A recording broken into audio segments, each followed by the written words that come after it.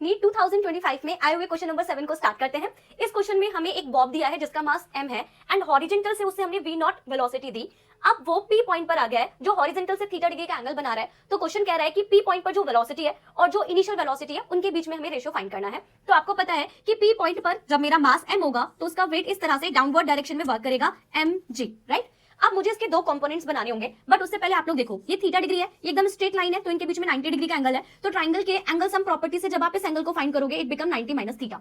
अब मैं इस mg वेट के टू कंपोनेंट्स को बनाऊंगी, तो एक कंपोनेंट ये होगा और एक कंपोनेंट ये होगा। और आपको पता है इन दोनों कंपोनेंट्स के बीच में कितने डिग्री का एंगल होता है, 90 डिग्री का। तो ये एंगल 90 माइनस थीटा है, ये कितना आ जाएगा थीटा। अब क्योंकि ये एंगल थीटा है तो ये वाला कंपोनेंट मेरे पास क्या होगा, mg cos थीटा, और ये वाला कंपोनेंट हमारे पास होगा mg sin थीटा। और आप देख सकते हो यही mg sin थीटा इस बॉडी को सर्कुलर पाथ पर घूमने के लिए नेसेसरी सेंट्रीपिटल फोर्स देगा। और आपको पता है सेंट्रीपिटल फोर्स का फॉर्मूला होता है mv²/r। हम मान लेते हैं कि p पॉइंट पर जो वेलोसिटी है वो v है। अब r क्या होगा, इस सर्कल का रेडियस, और इस सर्कल का रेडियस क्या होगा, वो जो स्ट्रिंग है जिस पर बॉब को लटकाया गया है उससे हम घुमा रहे हैं। एंड क्वेश्चन में क्या है, उस स्ट्रिंग की लेंथ l है। तो मेरे पास mv² किसके इक्वल हो जाएगा, mg sin थीटा। मास से मास को कैंसिल करेंगे तो आपके पास v² कितना आएगा, gl sin theta. Let it be equation 1।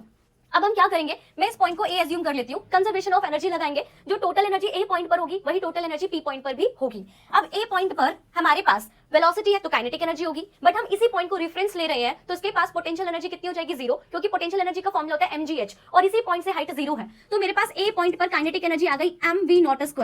अब पी पॉइंट पर मेरे पास जो काइनेटिक एनर्जी है that is 1/2mv²। Potential energy होता है mgh। अब h क्या है आप लोगों को थोड़ा सा एक बार ध्यान से देखना पड़ेगा। देखिए ये P पॉइंट है ना, तो यहां से यहां तक का जो डिस्टेंस होगा ना that is my height. Okay, ये मेरा इनिशियल पॉइंट था, तो आप लोगों को क्लियर दिखाई दे रहा है ये L है। अब मुझे ये वाली हाइट फाइंड करनी है, ये वाली हाइट इसके इक्वल होगी। तो अब हम अगेन ये वाला ट्राइंगल लेते हैं। आपको पता है ये आपका स्ट्रिंग है जिसकी लेंथ L होगी, ये एंगल थीटा है, तो एंगल के सामने वाला परपेंडिकुलर होता है, तो आप यहाँ पर साइन थीटा लगाओगे। साइन का फॉर्मूला होता है परपेंडिकुलर अपॉन हाइपोटेनियस, तो आपका जो perpendicular that is L sin theta.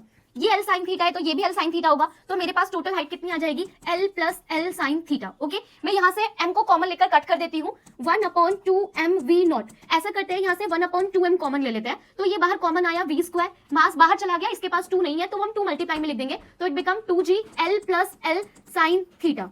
इसको हमने इससे कैंसिल कर दिया। v0² is equal to v² की वैल्यू इक्वेशन 1 से मैं राइट करूंगी, gl sin theta plus bracket खोलते हैं 2gl plus 2gl sin theta. अब आप इन दोनों को ऐड कर सकते हो तो हमारे पास v0² कितना आएगा, it become 3gl sin theta plus 2gl। अब क्वेश्चन में क्या कह रहा था, क्वेश्चन में कह रहा था कि मुझे v/v0 निकालना है। तो आप लोग देखो आप इसका स्क्वायर ही निकाल दो। मेरे पास v² कितना है, gl sin थीटा, और मैंने अभी v0 कितना निकाला, it become 3gl sin theta plus 2gl। हम नीचे से gl को कॉमन ले लेते हैं, gl sin